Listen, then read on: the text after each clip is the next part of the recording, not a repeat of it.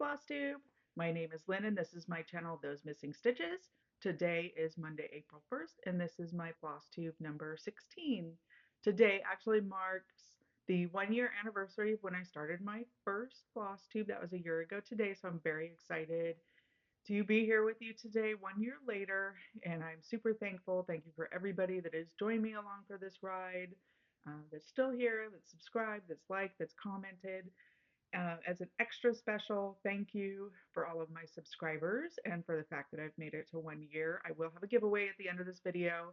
I'm going to pick 2 winners to give away a piece of fabric from my shop. So stick around for that. I'll put it in at the end of the stitch section and before I talk about books. I also want to put out an extra special thank you to Pam and Steph from Just Keep Stitching. I was their Silver Flosstuber of the Week, so I was featured on their video that they posted yesterday. And they are now picking a silver and a gold. So silver is someone that's fairly newer, and then gold is a Flosstuber that's been around for a long time. They're picking one of each for every week between now and StitchCon of somebody that's going to StitchCon. So I was one of their featured Flosstubers this week. Felt a little fangirl moment, felt a little famous, so I'm very excited to be part of that. And thank you, Pam and Steph, for doing that. I can't wait to meet you at StitchCon. I can't believe it's getting so close. I'm excited. So today I do have some stuff to share with you. I do have some updates from my fabric shop. It's Q2 of 2024, so I do have 4 new colors in the shop that I'm going to share with you. And then I do have a finish. I have some new starts, and then I'll go through my whips. I'll go through my plans for the next couple months. Then I'll have the giveaway of the 2 pieces of fabric, and then I will talk about books at the very end, give you a chance to sign off if books are not your thing and you don't want to actually hear that part. Okay, so first off, let me get the business out of the way. The 4 new colors I have in the shop. I'm going to go through them really quick. One thing I also wanted to mention is I did update all of the colors that I have in the shop. I now have 20 count Ada and 20 count Lugana, so those are listed in any color that's available. These are the new colors. This one's called Benevolent Buttercup. It's very creamy. Um, Not a lot, if any, modeling. And this one's inspired by Princess Buttercup from The Princess Bride by William Goldman. My next one is Vigilant Vienne, and this is inspired by Vienne, I think you say Rocher from Chocolat by Joanne Harris. It's a light brown. Let's see if that's less. It's hard to tell. That's probably pretty close. Light brown, very little modeling on that one as well. Okay, next is Ernest Emma. This one I want to open up a little bit so you can see more of the modeling. This is inspired by Emma Woodhouse from Emma by Jane Austen. It's a light kind of aqua blue and then darker blue in the modeling, but kind of spread out in not the entire thing. So it's predominantly light blue. The modeling is looking darker on the screen than it actually is in real life. It's way more toned down on the actual and blends in a little more on the actual in real life piece. But this one's probably the darkest, but it's definitely a lot darker on video than it is showing in real life. So that is Ernest Emma. And then my 4th one is called Mighty Mariko. This beautiful soft pink kind of reminded me of cherry blossoms with a little darker pink modeling. I'll open that a little. This is the linen sample that I did. So you can see a little bit of the modeling better when I open it up. This is inspired by Lady Mariko Akechi. I forget what her last name was, but it's from Shogun by James Clavell. I read Shogun, I don't know, maybe 20 years ago or so and loved the books. It was 2 books at that point. And they just released a new series, I think on FX, but I've been watching it on Hulu. Really enjoying that series. She's a fierce warrior, but soft and pretty, and this cherry blossom Japanese color that I think is just beautiful. So that is Mighty Mariko. Okay, business done. Moving on to my actual cross stitching that I did this month. So looking at March stats, I worked on 10 projects total. I did a total of 17,273 stitches. I had 2 new starts and a finish. I did not meet both of my WIP Go goals, and I'll talk about that. But I did meet all my monthly goals for my specific individual projects that I wanted certain monthly goals on. Okay, so let's get into my actual cross stitching. First, I'm going to start with a finish. I did have a finish. It was one of my monthly goals to actually work on so many stitches a month and get this done by September. But apparently I was on a roll in March and decided to just push through and finish this one. So this is Away We Ride by Blackbird Designs. I stitched this one on 18 count Admirable Atticus from my shop to over one full cross. And here is my finish. I did use, I think, all of the called for floss. This was a really fun stitch. Really enjoyed some of the variegated colors and working with some of the floss. Turned out really pretty. I love it. I can't wait to frame it and put it up for even fall. I was thinking Halloween, but even fall it works. So love this one. Really enjoyed working on that one. And I see more Blackbird designs in my future for sure. Next, I'll talk about my new starts. I did find one. There's a new pattern that was released by Stitches So Beautiful, and I saw it the day it was released on Etsy, and I hearted it, and I loved it, and I really, really kept coming back to it and thinking I want to start it, but I don't really need to start anything new. But in the end, I gave in. I couldn't stand it. I had to start this one. Really spoke to me about all of the different colors, especially now that it's becoming spring. I've been working with a lot of blues and blacks and purples, and I really just wanted something a little more colorful. So this is what I ended up buying and ended up starting. It's called Majestic Sunlight.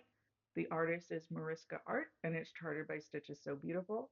I started this one on 25 count Easy Guide Lugana, and I'm stitching it 3 over 1/10 stitch, and here is how far I got.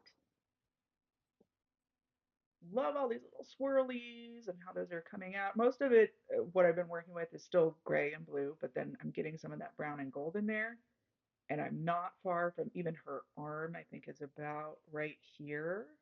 So it's not going to be long before I get into the sun and even into the lady's arm and into her face if I wanted to. So the total I did on this one for March was 3,414 stitches for a total of 2.13%.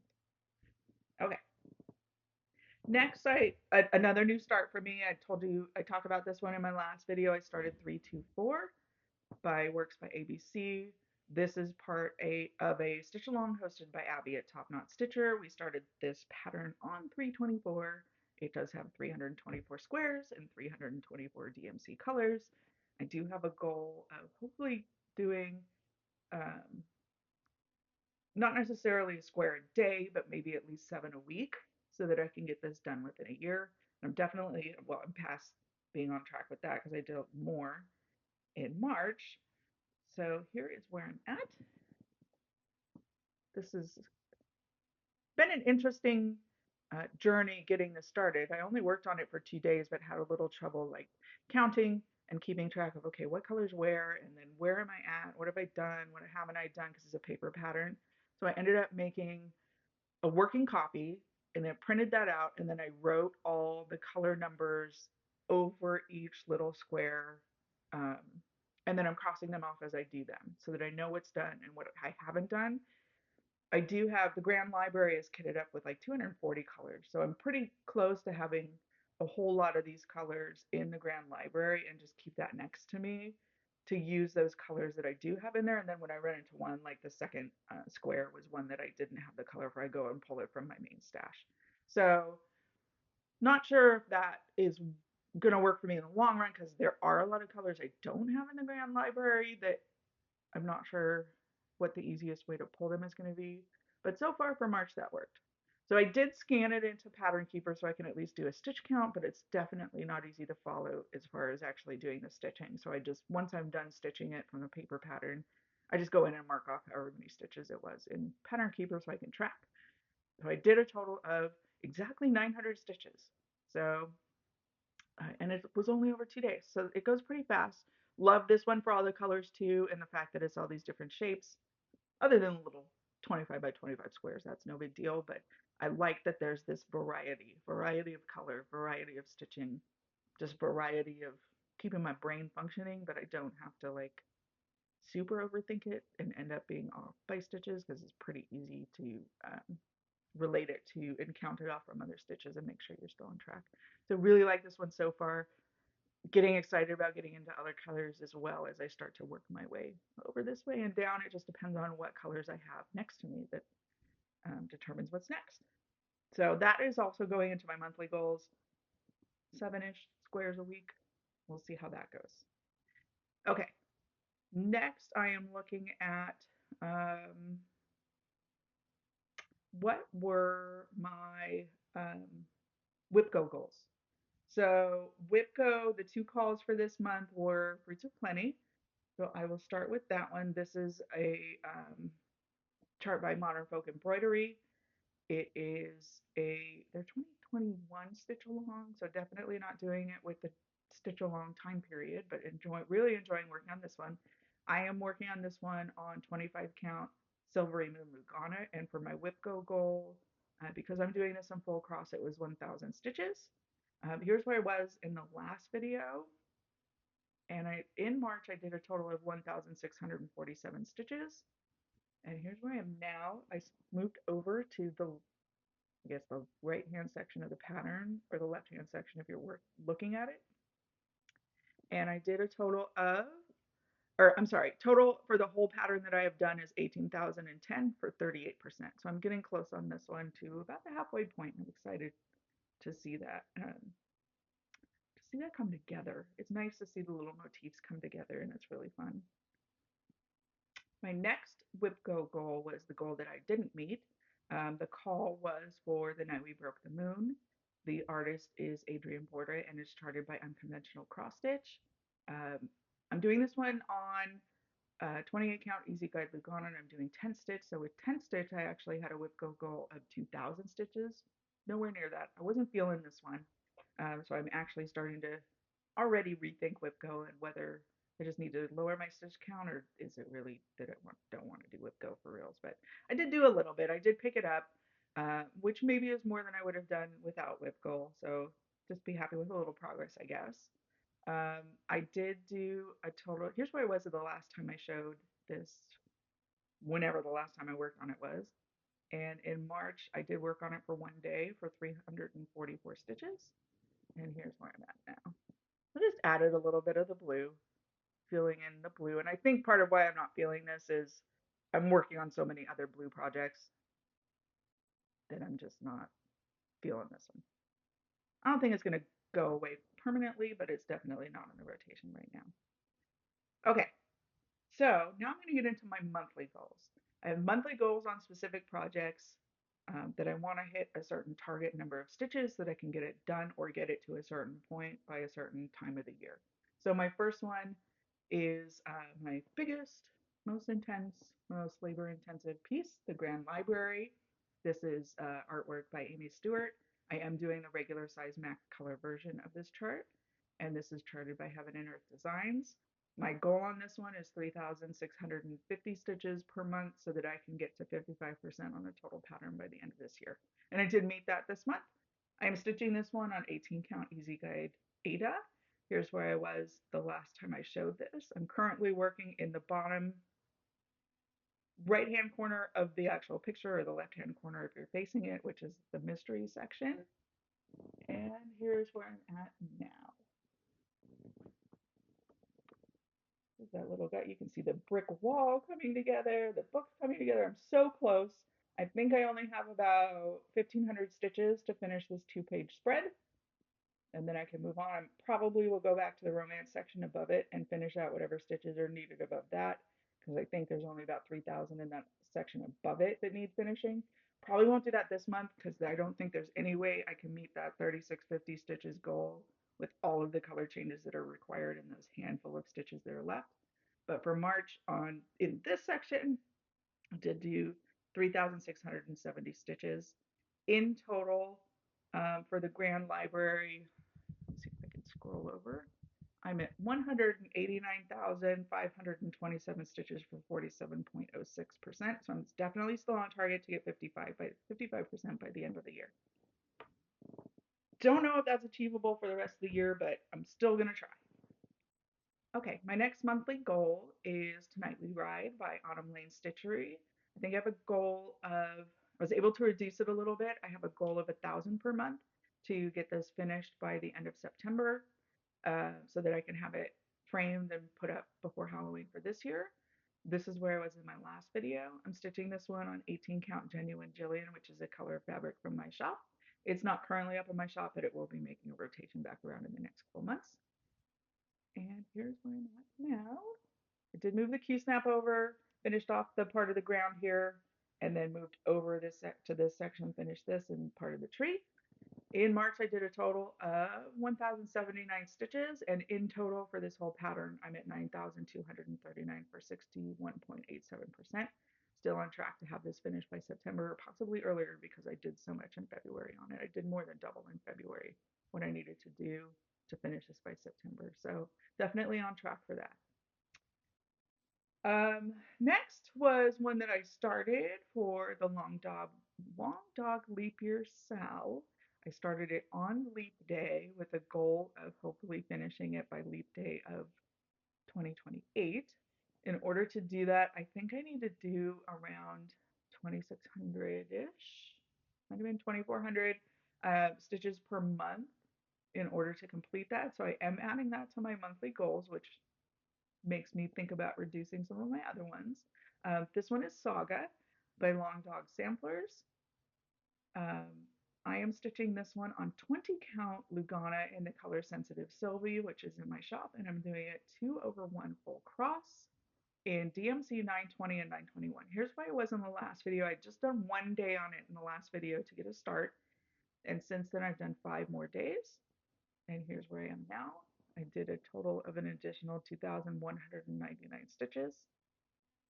So between the 2 days, between working on it on Leap Day and the extra 5 days that I did in March, I am at 3,441 stitches for 3.31%. So I'm on target with the monthly goal that I need to get it done in the next 4 years. But of course, there's 47 months to go to get there, and we'll see if I can keep on track for that going forward. Okay. My next piece that I worked on in March is called No Time Like the Present. This is the 2024 Stitch Along for Modern Folk Embroidery. I am working this one on 18 count Silver Moon Ada, and here's where I was in the last video. Did not do a lot on this. It just was one I took with me to the local crop group because it was easy to see since it's on 18 count, so it's easy to work on it in like lower lighting. I only worked on it 1 day and did an additional 197 stitches. Not even taking it out of the Q-snap because all I did was over here doing this little section of the flower. That's it. In total, I'm at 6,010 stitches for 16.88. Definitely not keeping on track with this for 2024. Sure, it's something I'll finish eventually, but I'm just not feeling motivated, I think, to work on 18 count very much in March because I was doing so much on the Grand Library.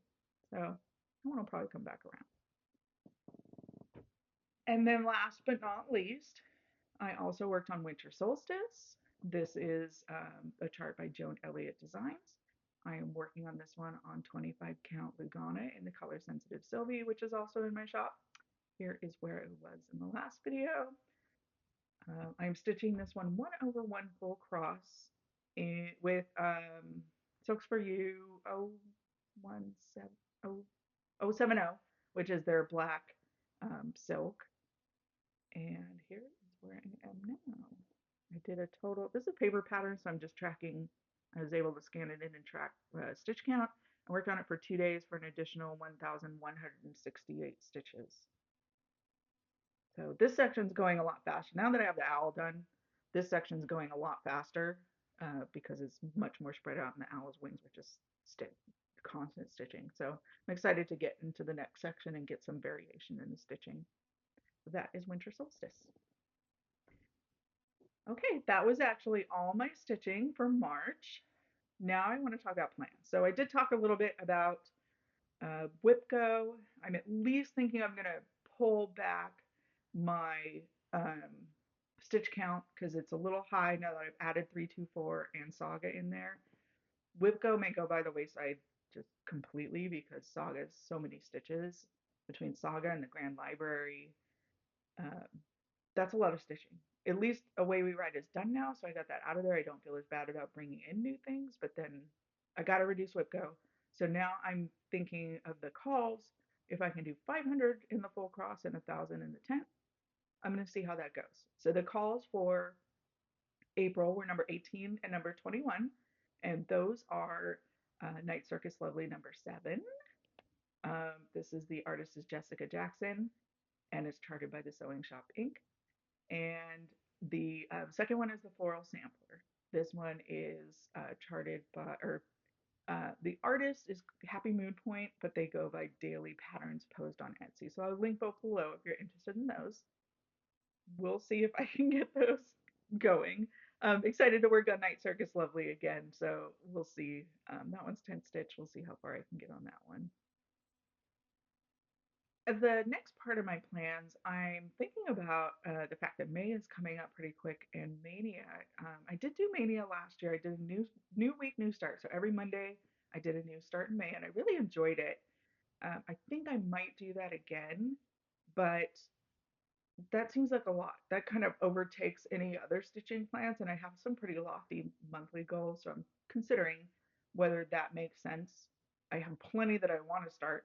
It's just a matter of, do I have the time to start stuff right now when I have some pretty hefty goals in some of the other areas. So I'm still deciding on that. I'm curious what other people are doing, and I'll be watching some Flosstubes before then to see what other people are doing and see if it speaks to me, if that's something I'll do. So I'm sure I'll let you know on my next video. I should be posting at the beginning of May, and I'll let you know what my plans are. That's actually it for the cross stitch section. So I'm just gonna go with the giveaway portion. So as a thank you for all of my subscribers, I would like to who've been here with me for this year, or even if you just joined, as long as you're a subscriber, you're eligible. You have to be over 18. I'm okay with international. I'll ship anywhere. You just have to don't use the word giveaway. Don't use prize. I just kind of want to hear from you, and I will use the word. Let's say comment with the word start and tell me what your next planned new start is. Even if you don't have one, just say, I don't have a new start planned, or I'm not really sure what my next start will be. But for those of you that do have a new start plan, I'm curious what it is. Let me know what that pattern is and who it's by. I want to go check all those out. If I do a bunch of new starts for May, maybe I need some new ideas, or maybe that'll inspire me to actually do that for Mania. So use the word start. On my next video, I will pick 2 different winners for a piece of fabric for my shop. You can pick any color in any fabric count, any fabric type, and I will send you a 1/4 yard piece of that color. Okay, so that is it for the cross stitch section. Thank you everybody for joining me. If you're not interested in sticking around for the reading part, I will go over some books that I read in March if you are interested in sticking around for that. And if not, I hope to see you next time. Okay, now let's talk about books. So thank you for sticking around with me if you are interested in hearing about the books. I did read a total of 8 books in March, so I'm going to just talk really quick through them. There were a couple that I really, really enjoyed, so I'm really excited to talk about those. So first, I'm going to go through, first one I'm going to talk about was called Twisted Love by Anna Huang. This whole series, there's 4 books in the series, the Twisted series, I guess is what it's called. And it was one of the ones on, I think the newer book was one of the ones in the romance section for the Goodreads, like best of 2024. So I thought I'm going to give this series a try, and I started with book 1. And the review, I have to tell you, the reviews are hilarious, and I have to agree with them for the most part. It was a little too like possessively overly masculine for me to maintain my suspension of disbelief, and I do have to have some sort of correlation to a book that I can relate with in order to enjoy it. So this was just a little too possessive and overly masculine. I did finish it, so I won't say it was horrible. I did enjoy the backstory and some of the complications of what made these characters the way that they are. But there were several points I just rolled my eyes at how overtly macho this whole thing was, or at least the main male character was. Um, and I kind of read into, they introduced some of the friends group, and I'm like, oh, I can see that those two are getting together, even though they hate each other. That's going to be the next book. And no, I was wrong. It's the 3rd book. So a little predictable in that way, but I'm considering going to the 2nd book and seeing if it's maybe not quite as macho, and maybe it was just a um, this particular character that she was writing about. Still enjoyed, the writing and enjoyed some of the other secondary characters that I might be able to continue in the series, but this one was just too far for me. Okay. Next, I read Never Lie by Frida McFadden. I have read The Housemaid by Frida McFadden before and really enjoyed it. I really enjoyed her style of writing. It is very intense. It's a thriller kind of mystery. Um, this definitely, Never Lie definitely wasn't as good as The Housemaid for me, but it did have this major twist in it that I did not see coming at all, and it threw me for a loop. I thought I had it totally figured out, thought it was like blatantly obvious, uh, but subtly hidden, I guess, that I thought I had it figured out. But she probably does that on purpose so that you think you've got it, and the twist actually throws you even further when it does come out. So I always enjoy that when a book can actually surprise me. It was very fast paced, and I never would have guessed the twist that came. So that was a good read for me. I do like it. If you do like thrillers or mysteries more, I think this was a good one. Next, I read The Lost Girls of Devon by Barbara O'Neill. This is about four generations of women in one family that are brought together when a friend of um, the third generation, disappears, and their quest to kind of look for her. So you get a history of the different family dynamics and family trauma of their history, and even current family trauma of the youngest girl, who is dealing with some things that currently happen that you don't really know about until the end of the book, and just them coming together and the surroundings of trying to repair their family while they're on this quest to try to find this girl. Um, great characters and good growth for each of the characters and good family dynamics of things you can screw up without realizing you screwed it up in your relationships and how people can get hurt. Um, and trying to write past wrongs and grow yourself.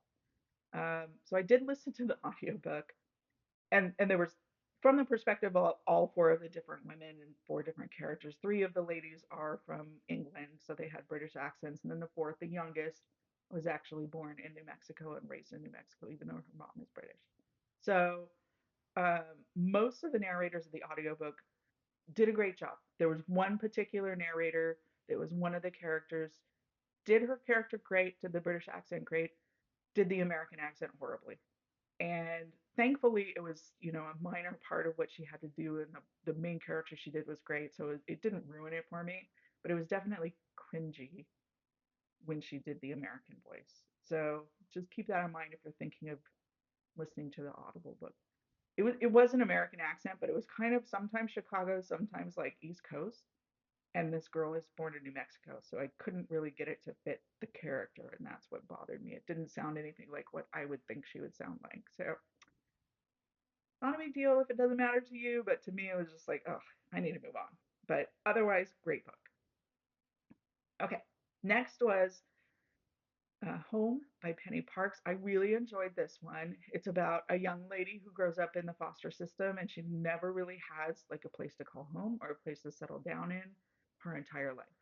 And she becomes a house sitter after college as a career and continues this wandering nomadic life and being unsettled, into her late 20s and early 30s, and is just bouncing around from job to job and staying at other people's houses, doesn't even have an address of her own. And then it's kind of taking place from her perspective. You get her history, but then you also get these people she's meeting at these different homes or around the areas of these homes that she's staying at, that start to teach her some very valuable life lessons and start to um, plant a seed in her to help her question what is it that she actually does want from life. Does she want to settle? What does she want to do this for her career for the rest of her life? I really um, enjoyed the aspect of her inner monologue of like really feeling unloved and unwanted and not having any value, and how she starts to discover her own value, and really good characters. I especially loved the two best friends, so Anna and Kate, and how they talked to each other, and they were just so fun and so quirky and had this funny banter, but just were absolutely best friends and so supportive of each other through thick and thin. So really appreciated that and loved. Oh, I want Kate for my friend. So that was a fun one. mostly for the characters and for some of the backstory and the growth. Next, I read Full Measures by Rebecca Yarros. I have read several of her books, other than the Fourth Wing series, and most of, actually, all of the other books that I've read by her, other than those two Fourth Wing books, are all about the military. And I guess that's her history. She was a military brat growing up, so she knows a lot about that lifestyle and writes a lot about that. So it's mostly about either the families or the men in them, as the main characters are military. In this particular one, uh, the opening of the book, the very first scene is getting a knock on the door. A 20-year-old young lady is home for the holidays with her family, and the knock, of course, is the military telling the family that her father has passed away in Afghanistan. He's a doctor in the army career, and her whole life he's been in the army. And just, she's home from college just for the holidays, and suddenly her mom can't handle it, and her younger siblings are, need care. And she's become the matriarch of the family and has to stay home and take care of the family through this tragedy. So it's about her constantly giving of herself to care for her family when she's the only one that seems to be able to function and keep it together. But then there's no one really there to support her. So there's this introduction of this character that she had a crush on in high school that comes out of the woodwork and tries to be a support for her. Romance ensues, of course. But there's some conflict there too with what his future is and what his past is, and how they can potentially make it together. So this was, I like that, on Jessie Marie's Does Stuff book review recently, she said it's a nice palate cleanser in between some of these really intense books, and that's how I felt about this one. This was a nice palate cleanser. It was not overly intense. It was not overly sad, even though yes, it was sad. That they're dealing with family loss and tragedy. It just wasn't, overly intense. It was a quick read and easy read. It wasn't. It was a nice from some of these other intense books.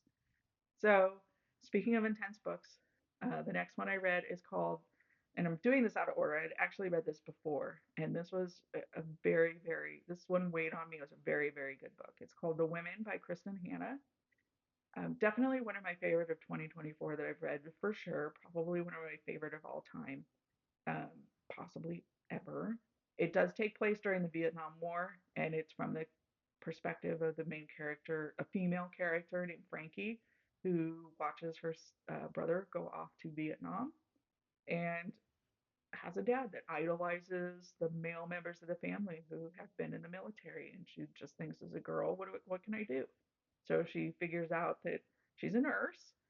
I can go over there and I can help too. So she tries to find a branch of the military that'll take her, and she ends up joining the army and becoming an army nurse and goes over to Vietnam for a couple years. And you get, some perspective. The parts in Vietnam are only, a fraction of the part of the book. You get some relationships that she has over there and some loss and tragedy that she experiences there, and all the trauma of working as a nurse and holding people's hands when they die, and just a lot, very, very intense. And but the even more intense part is when she comes home and the reception to people in uniform when they came home from Vietnam, and on top of that, not feeling like she made her dad proud, because she's a woman, not feeling like she can get support for her trauma and her PTSD from vet. She tries several times to go to vet groups to try to get support, and they tell her women weren't in Vietnam. She's constantly told through the book, women weren't in Vietnam. And when she says, I was a nurse, I was stationed here, you're lucky if you didn't meet me. That means you weren't hurt. And they say, well, you're not part of this group because you didn't see active combat. So she's trying and trying and trying through this trauma to help herself, and no one will help her. So it's really, really sad. Um, a really long journey that's very heart wrenching through the loss and the trauma and the war and the coming back and the really trying to find herself, and not, other than the other nurses that have come back, not really finding a tribe of support anywhere. So I would highly recommend this one. I really, really, I do love Kristen Hanna's work, but there's a couple of them that really stand out to me, and this is one of those that just really intense. Um, just keep that in mind if you do read this one. It is intense and very heartbreaking. knowing that this is probably what a lot of people went through, a lot of military went through, not just the military, but the fact that the women's stories aren't told usually, and this probably was happening to them, that, you know, not only is your story not told, you're not believed, you're not getting the support, even though you did your part. So very, very sad, but a beautiful, beautiful read. Okay, moving on. The last two that I read were actually from the series, the Throne of Glass series by Sarah J. Maas. I read the last two books, Tower of Dawn and Kingdom of Bash. They're book 6 and book 7 in that series. Tower of Dawn was the story of two of the secondary characters that go off to this other land during the time that the fifth book is taking place with the main characters. So it's kind of telling you what was happening with these characters while the main action was happening in the fifth book. It was definitely a lot slower than the books around it because it's really just using that time to introduce new characters and um, a build up of what these characters that will become pivotal in the war that you know is going to happen in book 7. So book 7 for Kingdom of Ash, it was, you know, the opposite of book 6. It was literally nonstop action, very fast paced. I did expect, because it's the ending of the series and they're going to war and there's been all this build up, you know, they're going to this final conflict, that there would be the death of some very major characters, and there definitely was a lot of death.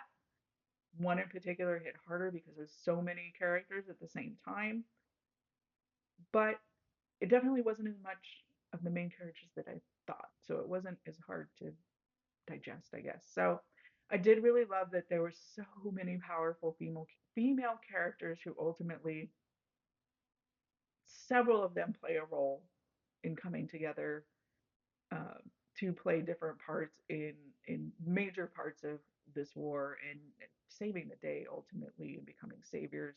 It's not one in particular female like you think it's going to be through the rest of the series, or that they build up through the rest of the series. Ultimately, it's this team becoming important in their own ways. I did like this. I did like the series. Ultimately, it continued to get better, I think, as it progressed. And I think it was worth it. So I'm going to give Crescent City series another chance. Tried a couple times and just can't keep track of the characters. So if anyone has any recommendations on how to keep track of the plethora of characters and backstories that are introduced, even in the first few pages, I am all ears. Tell me what your suggestions are, and if Crescent City series you think is worth. That would be my next goal, to tackle that one. I do enjoy Sarah Moss, and I do enjoy this um, like fantasy romance type genre. I just have tried that particular one a couple times and my brain hurts. So help me keep track of who everybody is. All right, so thank you for joining me for the reading section. Thank you if you stuck around this long. I really appreciate it. Thank you for all of you who watched again for my 1 year anniversary. I'm so appreciative of everybody being here, and thank you. I hope to see you next time. Bye.